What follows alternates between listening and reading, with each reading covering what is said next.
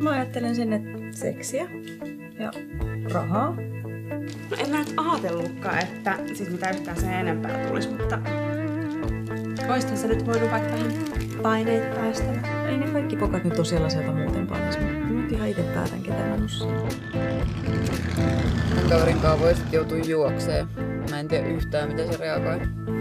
Luulet, että se käy päälle?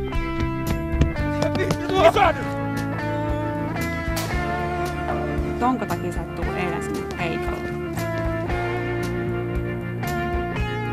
En mä välillä oo mitään.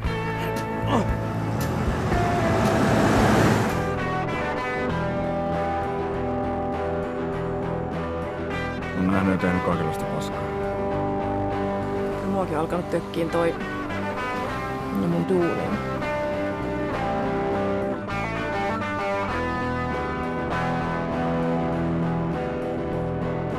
Mä lopetan mun hommat ja se omas.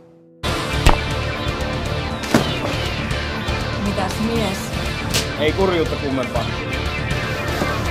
Mitäpä asiaa mä saan?